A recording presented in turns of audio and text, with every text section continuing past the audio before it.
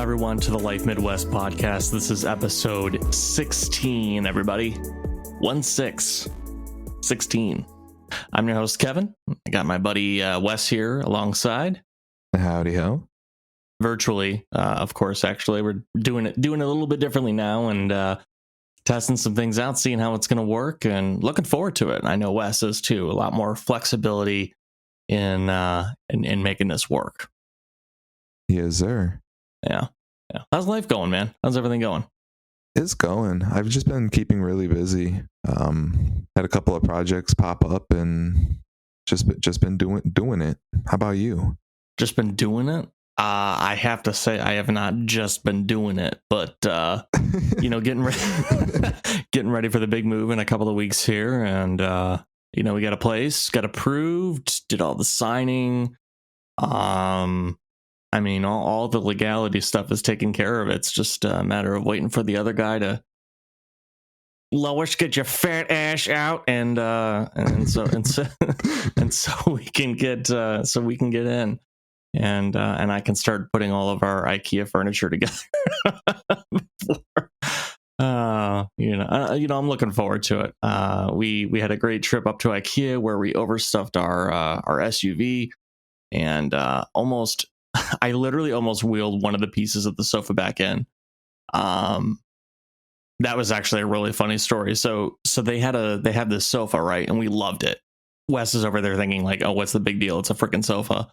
They had 2 of the 3 pieces, so they have to ship the 3rd piece. So they're like, oh, well, we'll take the 2 pieces. It's fine. And turns out the boxes are a little too tall to stack on top of each other in our SUV. Ashley will tell you it took at least almost an hour to get everything that we had bought into that car somehow. We're sitting there in a parking bay that only has like a 15-minute limit, and she's on her phone Googling, and I'm flipping through the manual trying to see if the captain's chairs come out of the damn car. That sounds a lot like doing it, bro. That's a lot of work. I guess I have been doing it then. There's going to be a couple of weeks of me not doing it before the move-in date, and then there's going to be a lot of doing it. So I guess right now I feel like there's not a lot of doing it going on, but you're right. There was a lot of doing it going on. Yeah. Wes, what do we have on repeat this week? Let's. I'm actually really excited to talk about this. Mine actually just came up today. I was driving in the car, and it came out on shuffle, and I was like, man, I haven't heard these guys in a long time. I think everybody remembers that point in their life where they first started listening to the genre of music that they listen to now. Sometimes as kids that kind of evolves and changes, and for me, a few of those bands were the Usual Suspects, Linkin Park, Chevelle. But there was another band that I distinctly remember always hearing on the radio called A Perfect Circle. You remember them, Wes? I do. And then they had a really popular song called The Outsider, which is a great song and I love it. But the one that came up on shuffle for me was a song called The Doomed.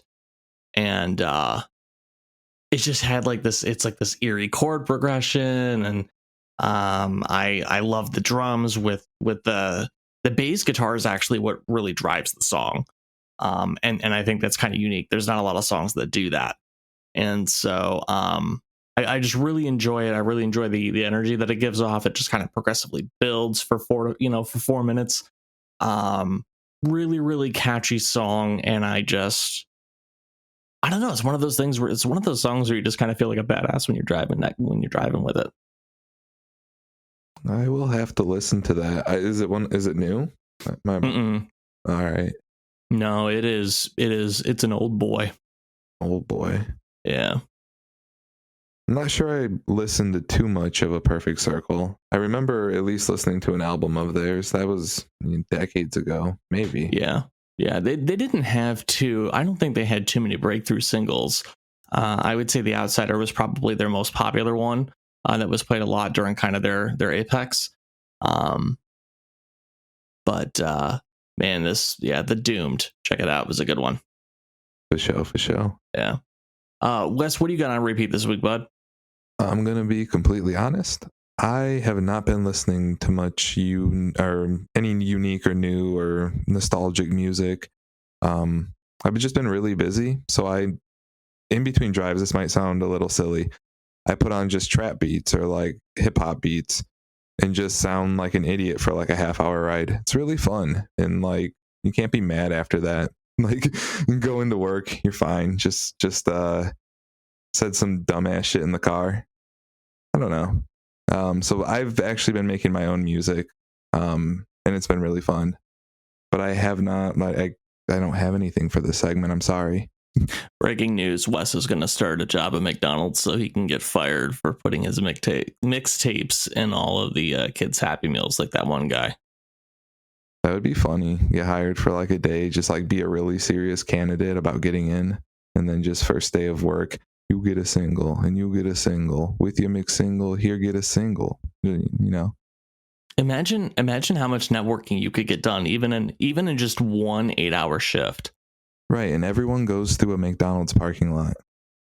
Like everyone. Yeah. Even the people not going to McDonald's just to use the bathroom. Yeah. Or like a food delivery service. Yeah. Yeah, I mean, how many of those are there now? Almost a dozen, I'm sure. I can think of 6, but I'm sure there's 6 more I haven't heard of. Right, like localized ones. Yeah, absolutely. You know, if I sit here really thinking about the logistics of that, though, it probably doesn't make sense because you have to go through orientation and training, right? Like you can't just hand out your fire mixtapes on like training day because there's somebody like standing there next to you the entire time. Yeah, you'd want to be a couple weeks in and like just really excel during the orientation. Like, no, I got this. I know exactly what I'm doing. Oh, like, a couple weeks? I don't know, maybe. It's been a while since I worked in fast food, but I recall just like them training, like you watch some videos and then you go out there and do some menial task and then you're left to do your own menial task without supervision. I think. I don't know how. Yeah, I mean it makes sense, but I think the question then is for how long? You know, is it for a few shifts or is it for a few weeks like you're saying? I think a few weeks is too long. That's a lot of hand holding. But like to the point where you can just bring in like a sack of CDs without being noticed. Like I would assume your supervisor meets you every morning for the first couple of weeks. Perhaps? Yeah, probably. I don't know. They're also like extremely understaffed at all times. So, which is exactly why they're running around not paying attention to you bringing in a bag of your own CDs. I think if you went to a low volume fast food restaurant, well, then you're not networking as well. You would have to go to like the most poppinest one. I think we're overthinking this, but I do think it is still a good marketing strategy. 2021, give out your mixtapes for free when you work at a fast food restaurant. We spent so much time talking about McDonald's, and now we just lost that sponsorship talking about polluting children with mixtapes. We don't give it with the Happy Meal. We give it with like the dollar menu. I thought you were going to say the Mighty Kids meal. Remember the Mighty Kids meal? I don't. Was that like the upgraded one with more calories and a bigger toy? Yeah, so instead of a 4-piece nugget, you got a 6-piece. Oh shit. Usually the toys were different. For like the little kids, it'd be like Polly Pockets and shit. But then like the Mighty Kids meal, you'd get like Digimon or something, you know? And I think instead of a hamburger, you got a McDouble.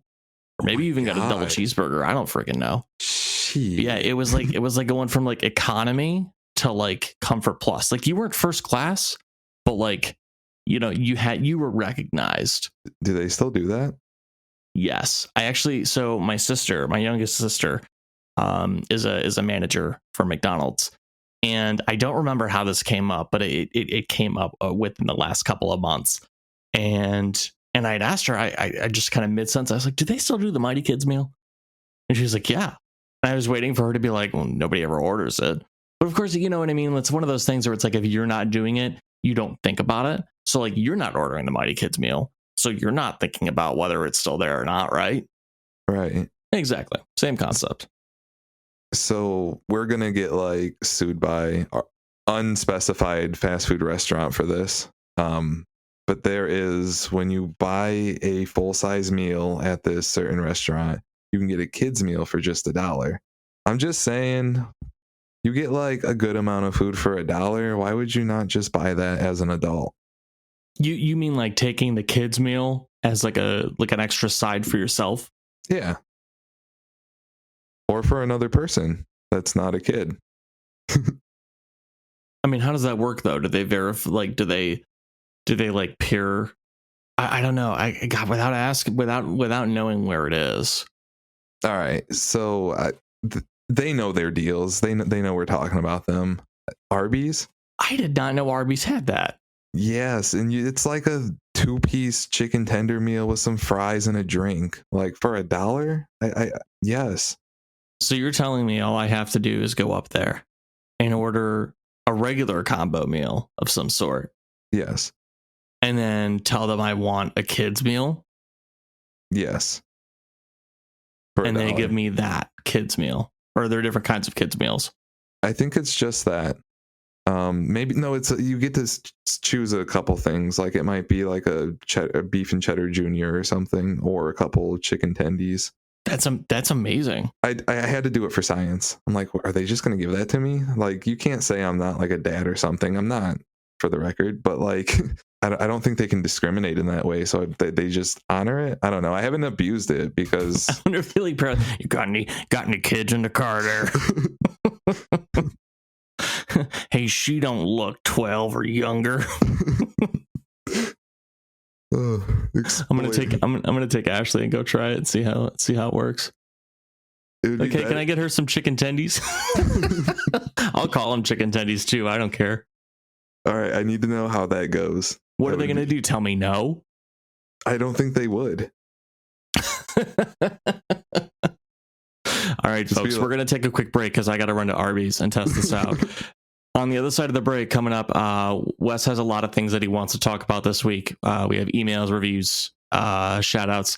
Don't forget, we got Massachusetts Man and all that fun stuff before we head out for the week. So stick around.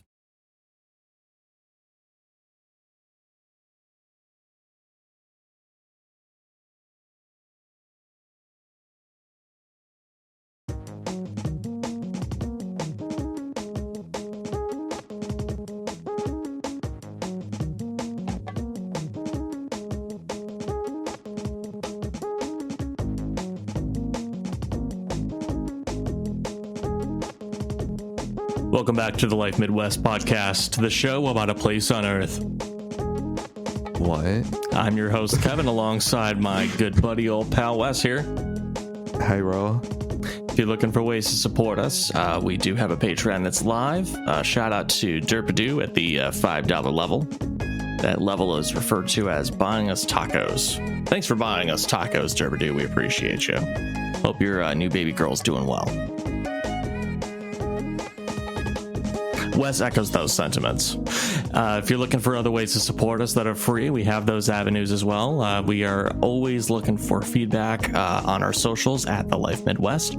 You can also reach us via email, which we're going to get into here shortly, at support@thelifemidwest.com.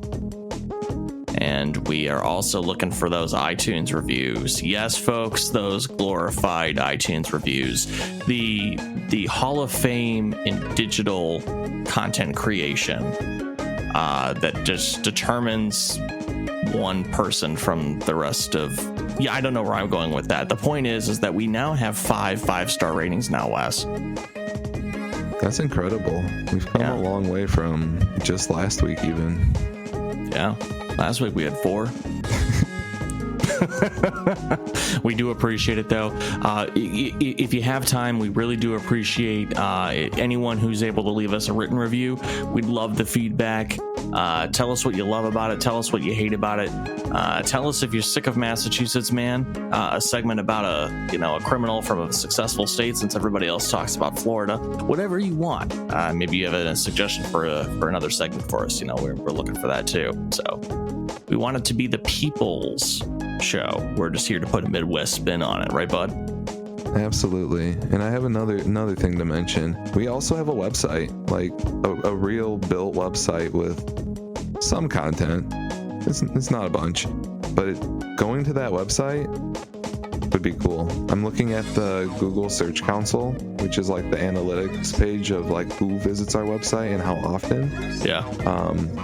So we had 1 click on Monday, February 8th, and then 0 activity until Saturday, March 20th. I think those were me. I really have been doing a bad job talking about the website, man. So yeah. We don't need to update it because no one's seen the old stuff. Yeah. Which means we're still interviewing Peapod this upcoming week. Shit. Oh, did no one tell you? No, that episode premiered like over a month ago. Yeah. So I said shit, like we have some work to do. Right. Yeah. In the meantime, just come back, check it out if you want. That's fine. Or don't. Or don't.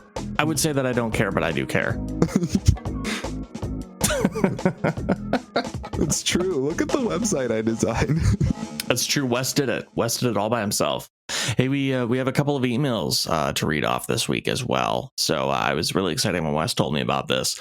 Of course, I defaulted hoping it was Emily Green again from what was the name of her company? All I remember is Emaily Green because that's her official name now. Yeah.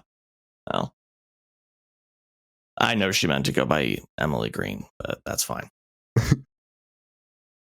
So we actually have 2 emails, and they're from the same person. It was almost like they had sent an email and then kind of like forgot to add more to it, which is fine. I mean, we'll take multiple emails from the same person. I don't want to discourage anyone from doing that. Wes, how far apart would you say these were sent, though? Monday and then the 21st. Yes. The email reads as follows. Sorry. Wes is just so moved that we just got another email. I really am. Hi, Joe here from Loud. And I say that because it's all in caps. I hope your week is going smoothly. I know you're pretty busy, so I have something special for you. Loud team will work for you every day to add your songs to Spotify playlists. Hey, this would be good for you, Wes. We were talking about your mixtapes earlier. Right. This gives a really strong signal to Spotify algorithms to seriously consider placing your song on editorial playlists if they will like it. Bro, it's hassle-free. It's hassle-free. Hassle-free. Managed plans are plans where our team will work for you to add your songs to the best playlists we can find for your songs. I'm starting to think English is not Joe's first language, because her 2 favorite words are loud and songs. Then she says, what do you think? Just try it. And if you have any questions, feel free to ask me. Loud gives you more real Spotify listeners. Are there fake Spotify listeners? Are there robots listening to Spotify? I would put money on it. I don't know for sure, but I think so. Title of the episode this week, Robots Listen to Spotify Confirmed. We currently have over 1,000 playlists that we guarantee you can add your songs there. And we will monitor your songs' positions on them. Give it a try at loudloud.com. All the best, Joanna. I do like how she introduces herself as Joe, but then signs it Joanna, as if it's more professional. Right. She has her full name down below, too. Like, the signature doesn't need to be put in there with the signature already being in there. Right. I don't understand it. So, her second email is very similarly worded. She just basically says that she found our email on our website.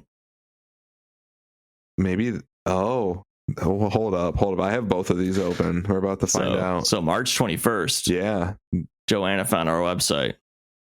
Oh, I think I can see who visited mobile. All right, so there was. Let me open the report real quick. See what we got. My dearest Joe, you are a lying sack of shit. No. Don't do that to poor Joe. I'm thinking it was probably a web scraper, like a crawler going through the internet, harvesting websites and then generating messages by someone who wrote it with poor English and grammar skills. Which is fine because that's still traffic for us. We'll take anything. We'll take any traffic. I don't know, Joe. If you actually do listen to our podcast, I'll 100% try out your services. Yeah, Wes was talking earlier about how he makes beats. So how about this? Let's see if Joe actually listens to the podcast. Joanna from Loud. I need you to email us again a third time. Confirm to us that you are real, that you are not a bot, and that you are interested in hosting Wes's fat trap beat music beat songs. Because I'm sure that's how you would title them in your email. I might title mine that way. That's pretty good. We look forward to hearing from you, Joe. In the meantime, we're going to move on to Massachusetts Man. What did he do this week? You know, it's funny you ask. Something I'm noticing here with the Massachusetts Man segments is it always seems to involve money. Pretty affluent state. So why do they need more of it? You know what I mean? Greed. Yeah. If there was a ranking for it, wait. Country's greediest states. There's no way. The greediest, angriest, most jealous states in America, according to newser.com. So this might interest you. These are based on, God, is this like some Christian website or something? Most sinful versus least sinful. Oh my. it's how they're categorized. Here, I'm going to send you the link and you can have a look at this too, because it's certainly interesting. I don't want to get too sidetracked here, but I do want to go through this. The worst state is Nevada, number 1 in greed. Then you have California, for apparently no fucking reason. You have Texas, number 1 in the lust category. I really want to talk about Texas and how they're number 1 in the lust category, because I've spent some time there, and the women there are how do I put this without getting myself in trouble or incriminating? You've already got yourself into trouble by saying women there. All right, gotcha. Moving along. Georgia, number 1 in the jealousy category. It makes me think of that episode of Family Guy where Peter buys the entire family gifts, and Lois didn't know that there were Lois bought the entire family all the gifts, and Peter didn't know that they were all for the family, and so he gave them all away to charity. And so he had to go to the houses and say that it was a mistake and take his stuff back. And there were 2 kids fighting over an Xbox, or there were 2 kids fighting over a PlayStation. And they're pulling back and forth, and the one kid is like, "It's my turn to use the sex box," and the other one goes, "It's my sex box, and her name is Sony." Yeah, I remember that scene. Yeah, so I'm just thinking of Georgia then when I see that. Number 5 is Florida. Don't think that needs any explanation there. Number 6, Louisiana. Number 1 in excesses and vices category. How is vices higher in Louisiana than in Nevada? I don't know.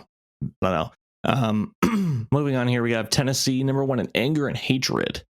See, I went to Gatlinburg over Thanksgiving last year with my future brother-in-law and his wife and Ashley, and we had a good time. And we were definitely a lot of people not wearing masks, but I don't know how I don't know that I would consider that anger and hatred. Probably a lot of people going, "Oh, my rights," but I don't know about anger and hatred. So. Least sinful, I'm just going to rattle these off here. Minnesota, Nebraska, North Dakota, Maine, Iowa, New Hampshire, Utah, Vermont, Idaho, and Wyoming. What is the metric they are measuring here? Measuring by? What is going on? See, and the 10 states that they show under least sinful, there's nothing in parentheses. And they're also just the most middle of the road, corn ass states. Corn's not sinful. Back to corn. They're the least sinful because you don't hear about them in the news. I suppose. They just stay out of everyone's way, I guess. I don't know. One thing I will tell you on here, though, that I've noticed on this that is not on this list is Massachusetts. Okay. Moving along back to Massachusetts, man. This is a big story here.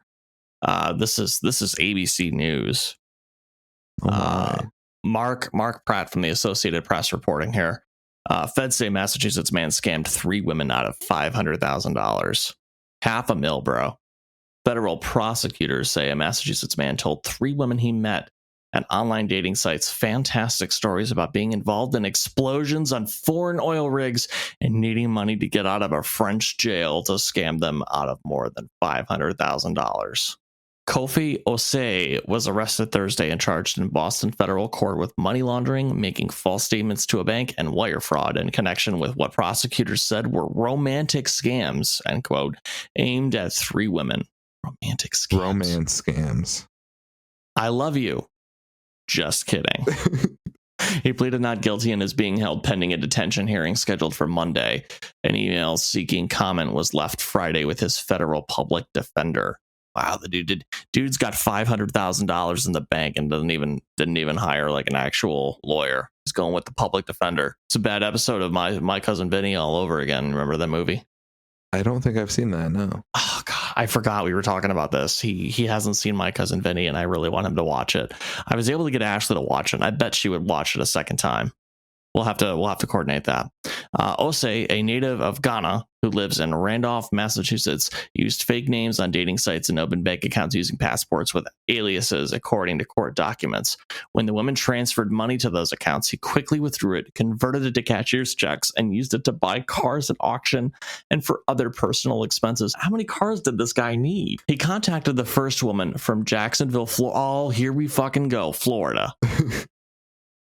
In December 2016. He asked her for money for an attorney, and in February 2017, she wired $36,000 to a Massachusetts bank account Osei controlled. In all, the woman sent him more than $200,000. $200,000, and that wasn't enough, folks. He went for 2 other women for $300,000 additionally. It's like the Nigerian prince, but love edition. Oh my gosh, I remember getting all those emails. Nigerian prince left you money or whatever, and you have to contact me or something like that, right? Yeah, and then like there's the ones where like someone calls you all anxious and like muffled voice, like, "Grandma, I need help. I need you to send me this money." Summing it up here, Osei told the third woman, also in Florida, contacted under a fake name on July of 2018. So this dude was on a roll for a couple of years, man. Seems like a good gig. I'm wondering how he got caught. Probably the money laundering. We'll just have to leave it there. Wes, who you want to shout out this week, buddy? Wait. Before we go, I have a poem. Okay. It's about my experience at McDonald's. I went through the drive-thru last night. Oh, Christ. And I ordered 2 spicy chicken sandwiches. You know, like the ones that are supposed to be like Chick-fil-A's. Do poems have parentheses in them? Sometimes. Okay, continue. I received my food, but there was only 1 chicken sandwich. So I drove through the drive-thru again and bought a second chicken sandwich because they didn't charge me for 2 chicken sandwiches.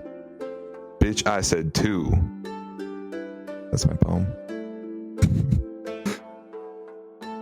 So you're mad that they didn't overcharge you and that they didn't give you that many sandwiches? I ordered 2. Like I said 2. I had someone in the car. They confirmed I said 2. But they only charged me for 1. Were they notarized? Were the chicken sandwiches notarized? No. Was the person in the car a notary? No, they were. Then I don't trust them. They were a hungry person who wanted a chicken sandwich. Okay, I got it. So they weren't both for you. Got it. So there was a second party involved. Okay. Yes. All right. This all makes sense now. Okay. It's not a very good poem or story or anything like that. It's just how life be in the Midwest. See, and now I have to do my shout outs, and I have no idea how to follow up with that. Didn't you already do your shout outs? Good thing editing exists.